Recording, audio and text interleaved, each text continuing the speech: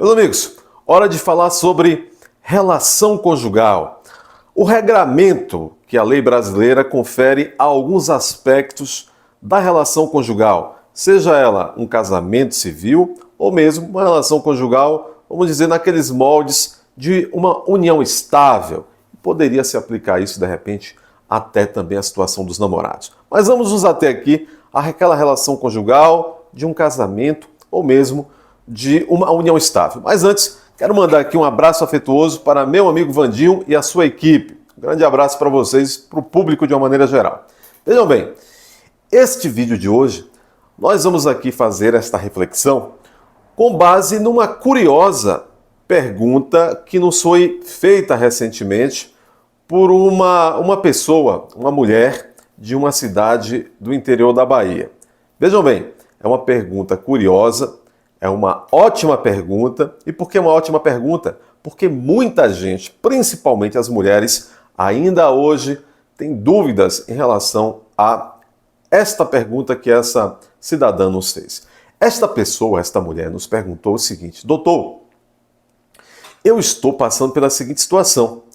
Eu tenho uma relação conjugal que, na verdade, ela já está... Eu estou na mesma casa que aquele que foi meu companheiro. Nós não temos já alguns meses, não somos mais um casal propriamente dito. No entanto, ele está dizendo o seguinte, que enquanto eu estiver sob o mesmo teto que ele, eu tenho obrigação, sou obrigada a fazer sexo com ele. Tá? Confere isso, doutor, porque ele está dizendo que enquanto eu estiver aqui na mesma casa com ele, eu tenho que fazer sexo com ele, que a lei dá esse direito a ele, etc, etc. Isso é verdade? Ela me perguntou. Ela não sabia. Foi perguntar a um advogado, indagar a um advogado. Veja bem, essa informação não procede. Não procede. Pelo menos não é bem assim desde o surgimento da Constituição Federal da República em 1988 e principalmente depois do surgimento do novo Código Civil brasileiro a partir de 2002. Veja bem, lá antigamente, bem antigamente, de fato, quando a sociedade tinha outros valores, era uma outra sociedade, nós não podemos julgar a sociedade do passado, porque cada sociedade tem seus valores. Lá atrás, nós tínhamos uma sociedade mais, vamos dizer assim, mais baseada nos valores do patrimônio, onde a dignidade da pessoa humana não era lá muito respeitada. Então, naquela época, durante muito tempo, quase durante 100 anos no Brasil, vigorou o Código Civil ainda lá de 1916. O Código Civil de 1916 vigorou no Brasil até 2002, durante toda essa época. Bom, como eu disse para vocês, o Código não visava proteger a dignidade da pessoa humana, nem do homem nem da mulher. Na verdade, principalmente não visava proteger a dignidade humana da pessoa, da mulher.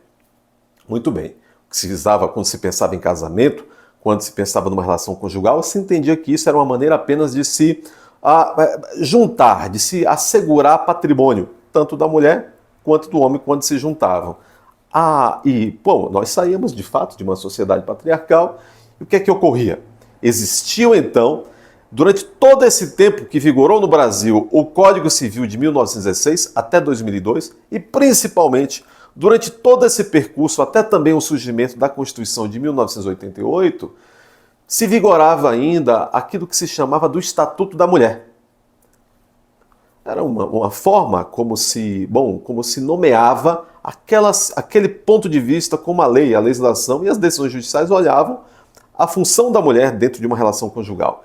Bom, isso fez surgir aquilo que se chamou de débito conjugal. O débito conjugal, a rigor, devia valer para os dois. Naquele tempo se pensava tanto para o homem quanto para a mulher. Só que acabava, de fato, a mulher, sobremaneira, era a mulher que era exigida nesse débito conjugal. E, em resumo, o que é que significava historicamente, pelo menos até 2002, esse tal desse débito conjugal? De fato, durante todas essas décadas, havia como que no imaginário popular, e essa era a prática, e também era uma visão do próprio judiciário e da lei, em última instância, dizia que a mulher, de fato, o homem poderia se impor e exigir, de fato, dentro da relação conjugal, essa contrapartida sexual da esposa.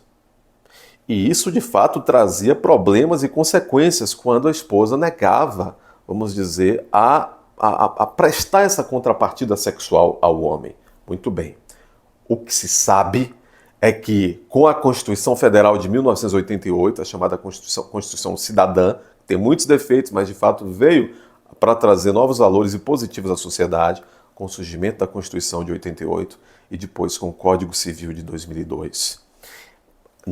É pacífico que não existe mais este chamado ou considerado até então débito conjugal, principalmente da mulher para com o homem.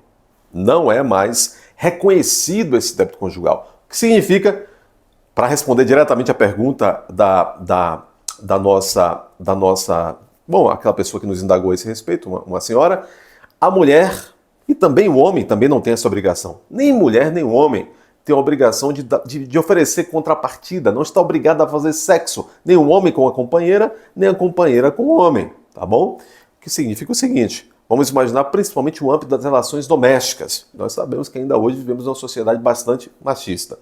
Numa relação conjugal, num casamento, numa união estável, em determinado momento, a partir de determinado momento, ou mesmo um determinado dia, que a mulher, de fato, não queira manter relação sexual com o homem, se ele avançar, ele poderá responder por uma importunação sexual, ou pior, até por um estupro comum, ou até, a depender da situação do dia, até um estupro de vulnerável.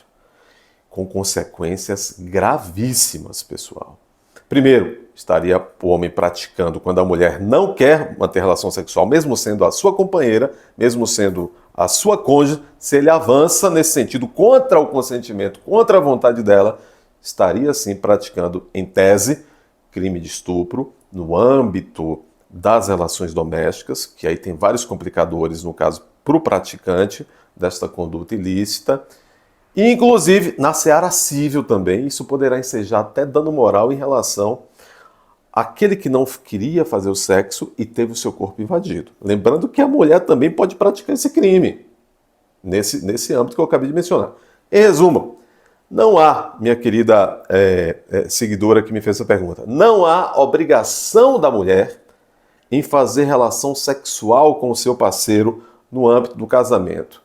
Se a partir de determinado momento ela não quer mais manter relação sexual, até porque também não quer mais a relação, ou se num dia não está muito bem, também não é obrigada. Essa foi a dica de hoje, muita gente tem essa dúvida. Um abraço, até a próxima.